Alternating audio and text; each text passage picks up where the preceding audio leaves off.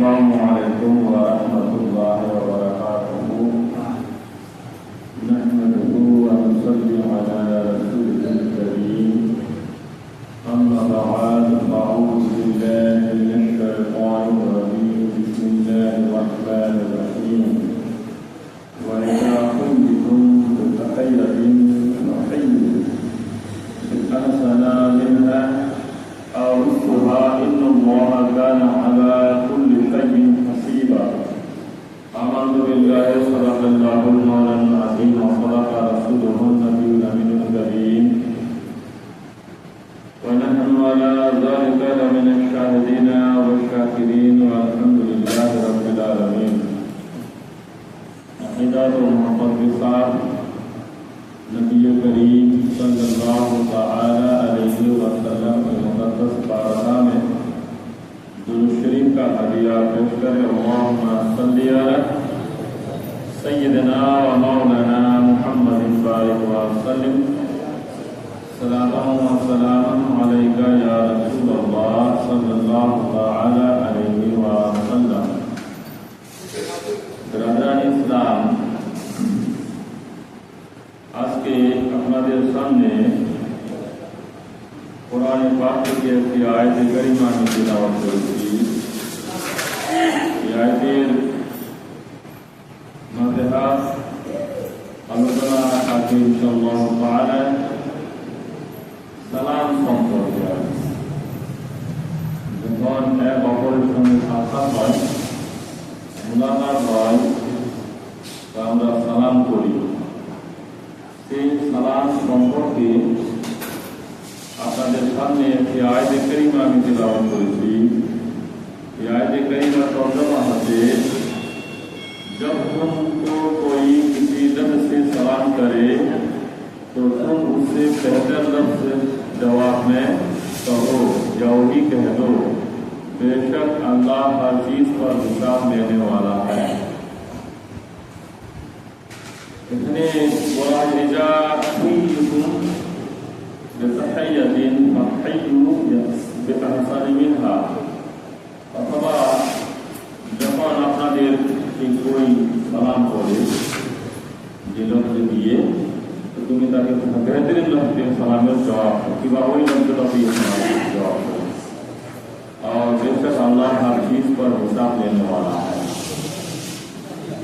দ্বিতীয় আয়াতে অন্য জায়গায় আল্লাহ পাক ইরশাদ করেন, ফাইজা দাখালতুম বুয়ুতান ফাসাল্লিমু আলা আনফুসিকুম তাহিয়াতান মিন ইনদিল্লাহ मुबारकतन तय्यबतन। जब तुम घरों पर जाओ तो आपस अपनों को सलाम करो। जब तुम घरों पे जाओ तो अपने को सलाम करो। अल्लाह की तरफ से तहय्यत है, मुबारक पाकीज़ा। ब्रदर इस्लाम, এই দুইটা আয়াতে সালামের ফরমান এবং আল্লাহ পাক ইরশাদ করেন, যখন তুমি ঘরে যাবি তো আপনি को सलाम करो। और এই সম্পর্কে হাদিসে আছে, নবী করিম সাল্লাল্লাহু তাআলা আলাইহি ওয়াসাল্লাম হযরত আবু হুরায়রা থেকে বর্ণিত, নবী পাক ইরশাদ করেন যে আল্লাহ তাবারক ওয়া তাআলা হযরত আদম আলাইহিস সালামকে নিজের সূরত দিয়ে সৃষ্টি করেছেন। বলা হয় খালাকাল্লাহু আদামা আলা সূরাতিহি, আদম আলাইহিস সালামকে আল্লাহ নিজের সূরত দিয়ে সৃষ্টি করেছেন। এখানে বলা হয়েছে अल्लाह ताला ने आदम अलैहिस्सलाम को उनकी सूरत पर पैदा फरमाया। उनका कद 60 हाथ का था, अथवा हज़रत आदम अलैहिस्सलाम लंबाई 60 हाथ से ज्यादा था।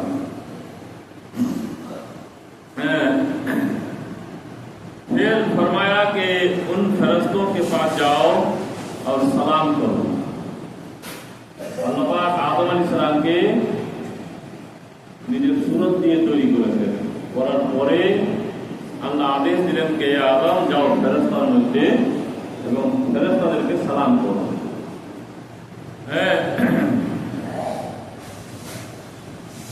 कि वो तुम्हें क्या जवाब देते हैं, जो कुछ वो तहय्यत करे वही तुम्हारी और तुम्हारी ज़ुर्रियत की तहय्यत है। तहय्यत वाला सलाम अथवा यार मतलब হচ্ছে आदम अलैहिस सलाम के अल्लाह हुक्म दिलेন कि তুমি যাও ফেরেশতাদেরকে সালাম জানাও। और ফেরেশতারা কি জবাব দিচ্ছে, ফেরেশতারা যেটা জবাব দিবে ওইটা তোমার উম্মতের জন্য লাগু হয়ে যাবে। তোমার যুরিয়তের জন্য আওলাদ আদম আলাইহিস সালামের আওলাদের এই সালামটা লাগু হবে সবার উপরে। তো যখন হযরত আদম আলাইহিস সালাম ফেরেশতাদেরকে ওর কাছে গিয়ে ওখানে সালাম করেছিলেন अस्सलामु अलैकुम कहा, उन्होंने जवाब में कहा अस्सलामु अलैका व रहमतुल्लाह। অথবা ফেরেশতা বলছে সালাম আপনার প্রতি হোক এবং আল্লাহর রহমত আপনার প্রতি হোক। এর মতলব এটা সালামটা। তো ওটা জবাব যখন দিলেন এই সালামটা আর কি শুধু কিয়ামত তক মুমিনের উপরে আর কি এটাই সুন্নত হয়ে গেল। বেরাদানি ইসলাম सलाम संपर्के सही बुखारी और मुस्लिम में अब्दुल्लाह बिन उमर रज़ियल्लाहु ताला अन्हुमा से रवायत है कि एक शख्स ने रसूल करीम सल्लल्लाहु ताला अलैहि वसल्लम से दरियाफ्त किया इस्लाम की कौन सी चीज़ सबसे अच्छी है। हुजूर ने फरमाया खाना खिलाओ और जिसको पहचानते हो और नहीं पहचानते हो सबको सलाम करो। हदीसটাতে বলা হয়েছে একজন সাহাবী রাসূল নবী করিম সাল্লাল্লাহু তাআলা আলাইহি ওয়াসাল্লামকে জিজ্ঞাসা করলেন, ইয়া রাসূলুল্লাহ, ইসলামের মধ্যে মাযহাব ইসলামের মধ্যে কোনটা জিনিস উত্তম আফজল? আল্লাহ নবী কি বললেন যে তুমি খানা খিলাও, খানা খিলানা উত্তম। তারপরে বলা হয়েছে কি পহচান হয়ে গায়ে পহচান সালাম করো, এই কাজটা অতি উত্তম। তো খানা এক মুমিন অন্য মুমিনকে খাওয়াও, যে কোনো মানুষকে খাওয়াও, সওয়াবের কাজ। বুখারীতে হাদিসটা আছে। আল্লাহ নবী বলেন খানা খাওয়াও মানুষকে এবং সালাম করো। এই কাজটা হচ্ছে ইসলামের মধ্যে উত্তম কাজ। তো এর মধ্যে খাওয়া যে খিলাবেন এটা কোনো কায়েদ নাই। খালি গরিবদেরকে খিলাইলে যে সব হবে সেটাও না, ওটা হবেই গরিবের খিলালে। আপনার বাড়িতে মেহমান চলে আসছে, এটাও একটা বিরাট স্বভাবের কাজ। এক রিওয়ায়াতে নবী করিম সাল্লাল্লাহু তাআলা আলাইহি ওয়াসাল্লাম ইরশাদ করেন যে যে বাড়িতে মেহমান আছে ওই বাড়িতে 1000 রহমত এবং বরকত নিয়ে আসে। ওই মেহমান এবং রহমত এবং বরকত নিয়ে দাখিল হয়। তো বেরাদানি ইসলাম মেহমানকে খাওয়াও এর সুন্নত তরিকা। হযরত ইব্রাহিম আলাইহিস সালামের ব্যাপার নিয়ে আপনারা শুনেছেন যে হযরত ইব্রাহিম আলাইহিস সালাম বেগার মেহমানের কোনোদিন খাওয়া খায়নি, এমন আল্লাহ দলিল ছিল। তো মেহমানকে খাওয়ানা এটা বরকতময় কাজ। এখানে আম হুকুম দেওয়া হয়েছে আপনি যাকে চান আপনি খাওয়াবেন, সওয়াব পাবেন। তারপরে আপনার পেহচান হোক যে দাও বিরাদ খালি যে জাত বিরাদর ওদেরকে সালাম করবো বাকিদেরকে বলবো না। মুমিন শর্ত, মুমিন মুসলমান শর্ত আছে। আরেক রওয়ায়াতে নবী করিম সাল্লাল্লাহু তাআলা আলাইহি ওয়াসাল্লাম 6টি কাজের আদেশ দিয়েছেন। হযরত আবু হুরায়রা থেকে বর্ণিত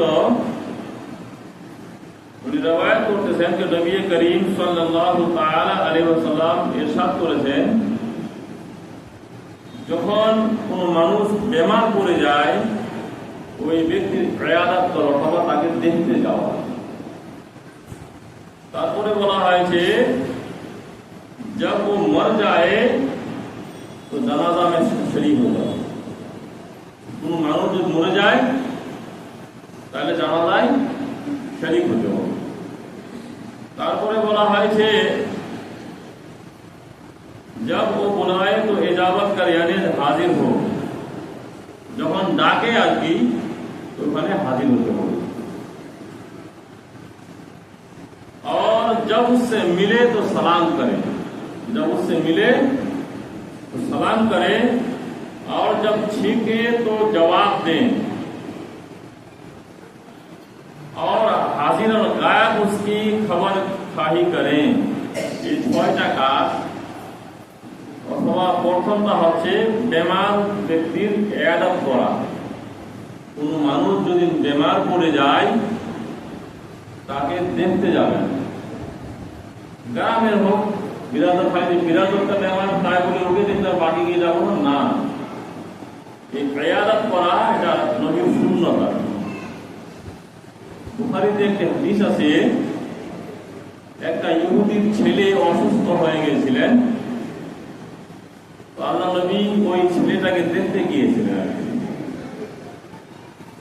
রেওয়ায়েতে আছে ওই ছেলেটা নবী পাক যখন আলোচনা করে হাদিস কোরআনের বয়ান শোনায় সাহাবাদেরকে, তো ওই মহফিলে বসে যায়।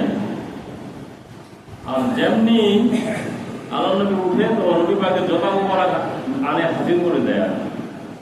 অথবা ছেলেটা ইহুদি আদব ছিল তার ভিতরে। আর যখন অসুস্থ হয়ে গেছে তো নবী পাক সাল্লাল্লাহু তাআলা আলাইহি ওয়াসাল্লাম জিজ্ঞাসা করেন, ইহুদির ছেলেটা নাই? অসুস্থ হয়ে গেছে। আপনি যখন ইহুদির বাড়ি গেলেন বিছানায় শুয়ে আছে ছেলেটা, আল্লাহ নবী ওই বিছানায় বসে গেলেন। বসার পরে ছেলেটাকে দেখতে আর দেখার পরে নবী পাক বলছে, তুমি কলমা করে দাও। আপনি যখন কলমার দাওয়াত দিয়ে দিলেন তো ছেলেটা চোখ খুলে ওর বাবাকে দেখতেছে, আবার ফের নবী পাকের চেহারা মোবারককে দেখতেছে। তো ওর বাপ বলছে, বেটা এই মকা আর পাওয়া যাবে না। আবুল কাসিম অথবা নবী পাকের একজন ছেলের নাম কাসিম, আবু মানে বাপ, অথবা নবীর লকাব হচ্ছে আবুল কাসিম। তো ইহুদিটা বলছে যে আবুল কাসিম যেটা বলছে তুমি ওইটা করবো, অথবা তোমাকে কলমার দাঁতে তুমি কলমা করবো। এই ইহুদি কম এরকম জালিম কম ছিল, 70 জন আম্বিয়া কেরামকে শহীদ করেছে। এখন নবী পাক যখন হিজরত করে মদিনায় আসলেন না, এখানেও শান্তিতে থাকতে দেয়নি। এই ইহুদিদের চক্রান্তকারী অনেকগুলো লড়াই হয়েছে। আর এদের হিংসা এটা ইহুদিরা আখেরি নবী আমার খানদানে আসবে আসবে, এটাই ওদের কি ছিল, ধারণা ছিল। আর দেখবেন পুরা বিশ্বের মধ্যে ইহুদিরা একটা ছোট একটা দেশ স্মরণ দেওয়া হয়েছে ফিলিস্তিন, কিন্তু দেশটাকে কব্জ করে বসে গণহত্যা করতেছে। ওখানে যে জালিম জুলুম করতেছে। 2 দিন হয়ে গেল মনে হয় কাতারের উপরে হামলা করেছে। সেটা আমাদের কমজোরি। তো আল্লাহ নবী যখন ওই ইহুদির বাড়িতে গিয়ে দাওয়াত করলেন ছেলেটাকে, তো ছেলেটা কলমায়ে শাহাদাত না শাহাদাত লা ইলাহা ইল্লাল্লাহ ওয়া আশহাদু আন্না মুহাম্মাদান আবদুহু ওয়া রাসূলুহু কলমা পড়ার পরে নবী করিম সাল্লাল্লাহু তাআলা আলাইহি ওয়াসাল্লাম ঘর থেকে বাহির হলেন, সঙ্গে সঙ্গে ছেলেটা মারা গেল। তো বুখারীতে হাদিসটা আছে, আল্লাহ নবী বলেন আলহামদুলিল্লাহ, আল্লাহ শুকরিয়া, এই ছেলেটা আল্লাহ পাক আমার কারণে একে জান্নাতি করে দিয়েছেন। কারণ নবী গেলেন কলমার দাওয়াত দিয়ে, বেমার ছিল অসুস্থ ছিল, দেখতে গিয়েছিলেন, আবার কলমার দাওয়াত দিয়ে দিলেন, কলমা পড়ে ইসলাম গ্রহণ করলেন। তো নবী বলছে আল্লাহ কা শুকরিয়া যে আল্লাহ পাক আমার বিনিময়ে একে জান্নাত দান করেছেন। ব্রাদার ইসলাম শিখতে হয় আমাদেরকে এখান থেকে। একটা ইহুদির ছেলে অসুস্থ করে গেছে, তাদেরও নবী খবরগিরি করে। একজন স্ত্রী লোক মসজিদে নববীতে ঝাড়ু লাগায়। আমাদের অবস্থা, আমাদের মসজিদে ঝাড়ু লাগালে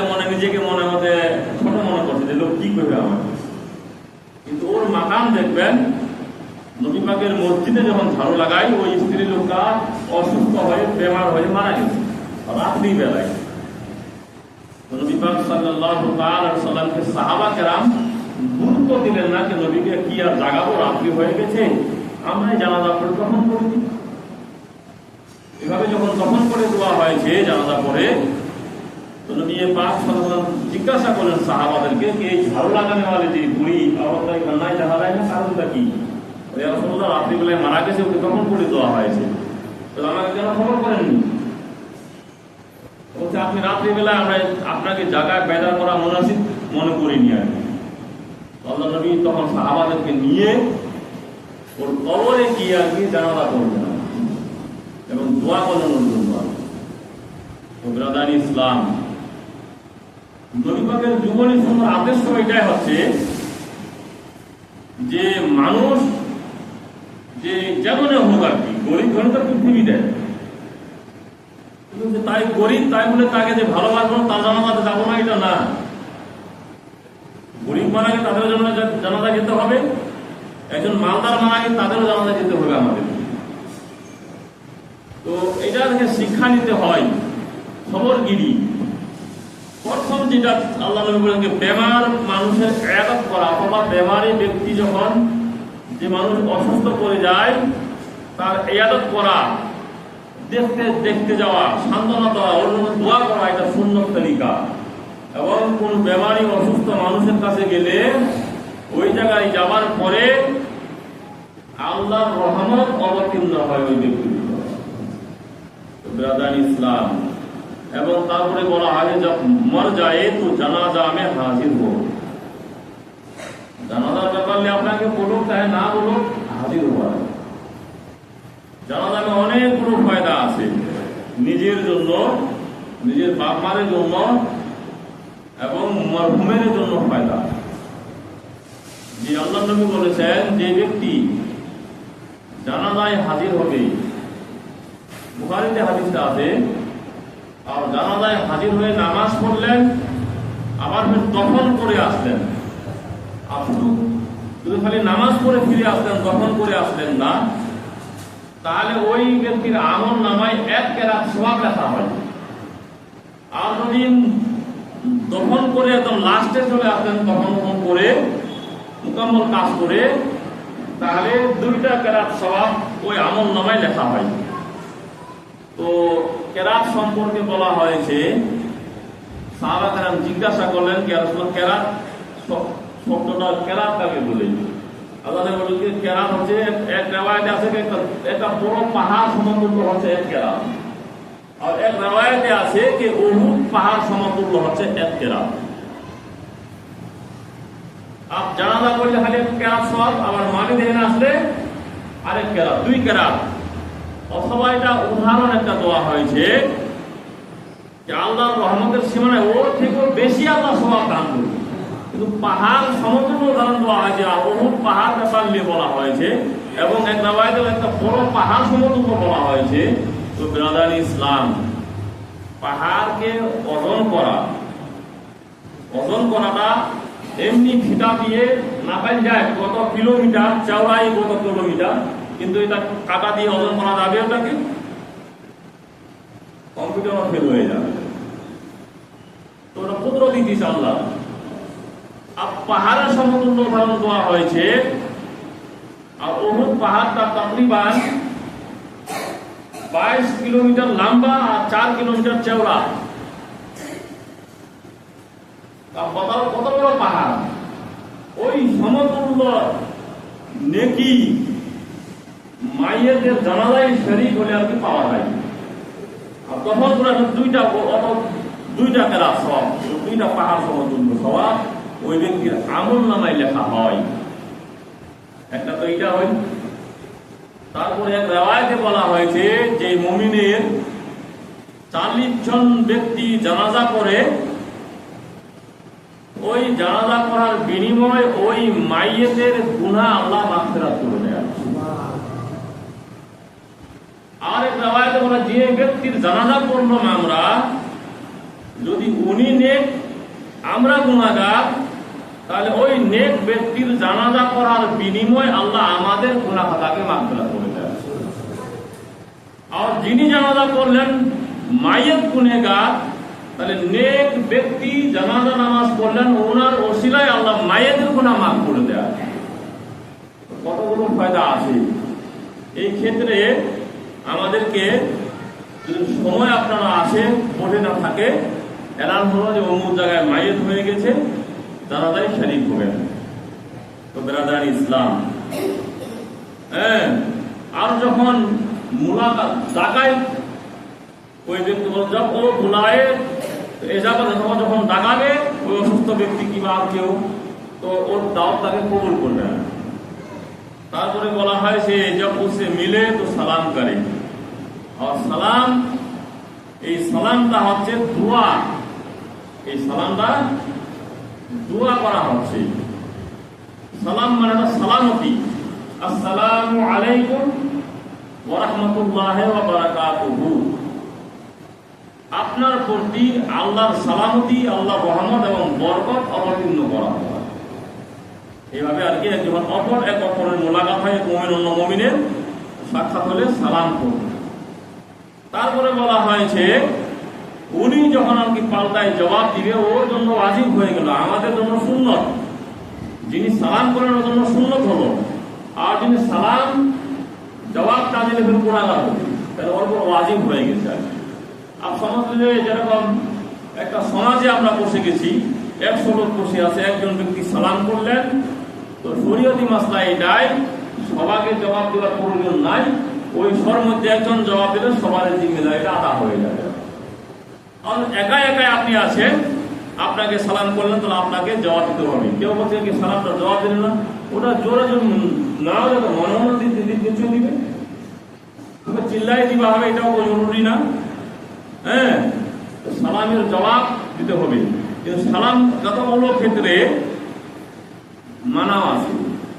আপনি উজু করতেছেন, ওই উজু করা অবস্থায় সালাম করা মানা, উনি যদি জবাব না দেয় তো গুনাহগার হবে। বাথরুম পেশাব করতে কিংবা পায়খানা ঘরে কিন্তু ওই সময় সালাম করা মানা আছে। আর খাস করে আজানের সময় আপনি সালাম দিবেন না কাউকে। তাই আপনার প্রিয় সাহাবী হলো কি ইমাম সাহেব চলে আসে, আজান কমপ্লিট হয় তারপরে সালাম দিবেন, কারণ আজান শোনাটা হচ্ছে ওয়াজিব। আজানের জবাব দেওয়াটা, আজান যেভাবে মুয়াজ্জিন আজান দেয়, তোমরাও আর পিছনে পিছনে ওই কলমাগুলো দোহরাবেন, ওই কলমাগুলো মনে মনে ওর পিছনে পিছনে বলতে হবে। যখন হাইয়া আলাস সালাহ হাইয়া আলাল ফালাহ লা হাওলা ওয়ালা কুওয়াতা ইল্লা বিল্লাহিল আলিয়্যিল আযীম, এই কলমাটা পড়তে হবে। তো সালাম আজানের সময় সালাম করা আপনার উপরে জরুরি না, ওই সময় আজানের জবাব দেওয়াটাই হচ্ছে ওয়াজিব। এই ক্ষেত্রে আজানের সময় সালাম দিবেন না। তো ব্রাদার ইসলাম, তারপরে বলা হয় যে কোন মানুষের যখন ঠিক আসে, এই ঠিক পাওয়ার সময় কি বলতে হয়? আলহামদুলিল্লাহি রাব্বিল আলামিন। যখন ঠিক আসবে এটা আল্লাহর তরফ থেকে, এটা রহমতের আল্লাহর তরফ থেকে। তো যখন শিখে মানুষ, এটা উপকার হয়, মানুষের ফায়দা আছে এর মধ্যে। তো বলা হয়েছে যখন আপনি শিখবেন তা আল্লাহ শুকরিয়া আদায়, আলহামদুলিল্লাহি রাব্বিল আলামিন। যিনি শিখলেন উনি বলবেন। আর যখন ওর নিকটে কেউ আছে আর উনি শুনলেন, তো ওকে বলতে হবে ইয়ারহামুকাল্লাহু তাআলা, যে আপনার প্রতি আল্লাহ রহম করে। তো এই শিখের জবাব দিতে হয় আর কি, এটা এগুলো কাজ। আর বলা হয় যে হাজির আর গায়ক উসকে খায় খাহি করে, অথবা আপনার সামনে হাজির আছে কিংবা বিদেশ চলে গেছে, আপনার প্রতিবেশী, আপনার রিশতেদার, আপনার গ্রামবাসী, তো হামেশা ওর জন্য ভালাই চাচ্ছে, ওর খায় খাই তাই যেন ভালো থাকে, কিংবা ভালো ইনকাম করে, কিংবা ভালো থাকে, খবর গিরি দেওয়া, এই সকল একটা মুমিনের দায়িত্ব। তো ব্রাদার ইসলাম, এই যে 6টা কথা এখানে বলা হয়েছে, আসলে ছিল আর কি সালাম সাবজেক্ট। ইনশাল্লাহ ফির সময় মিললে এই ব্যাপারে আরো আলোচনা হবে, সময় হয়ে গেছে। তো আমাদের কর্তব্য এটাই, যখন আমরা এক মুমিন অন্য মুমিনের সঙ্গে সাক্ষাৎ হয় আমরা সালাম করব, আর এই সালামের মাধ্যম দিয়ে আল্লাহ বরকত অবতীর্ণ করে আপনার উপরটি, যিনি জবাব ওনার উপরটি। আমার এক রেওয়ায়েতে আছে শরীয়তি মাসলা, যেন আপনি কোন বাড়িতে গেলেন, তো বাড়িতে যাওয়ার পরে দেখছেন শুনশান বাড়িটা, তো ডাইরেক্ট বাড়িতে আপনি ঢুকবেন না, আগে দরওয়াজায় গিয়ে সালাম করবেন। সালাম করার পরে বাড়ি থেকে জোরসে করবেন একটু, ওখান থেকে যখন জবাব আসবে যে হ্যাঁ লোক আছে, আর তারপরে আপনি বাড়িতে ঢুকবেন। কারো ঘরে ডাইরেক্টলি ঢোকা মানা আছে, উনি কি অবস্থায় আছে ঘরের ভিতরে, এই জন্যে আপনি পাহাড় থেকে ওনাকে সালাম জানাবেন, তারপরে উনি ওখান থেকে জবাব দিবে যে হ্যাঁ লোক বাচ্চা কথা চলে গিয়ে মানুষ। এই জন্য ঘরের ভিতরে আপনি ডাইরেক্ট ঘরে ঢুকে আছেন, এটা শরীয়ত মানা করে দেওয়া হয়েছে। তো বিরাদার ইসলাম, আল্লাহ পাক যেন প্রত্যেক মুমিন মুসলমানকে নবীর সুন্নাত মোতাবেক জিন্দেগি যাপন করার জন্য তৌফিক দান করে। এখান থেকে বক্তব্য ইতি করলাম। আস্তাগফিরুল্লাহ রব্বি মিন কুল্লি যামবি ওয়া আতুবু আলাইহি ওয়া মা আলাইনা ইল্লাল বালাগ।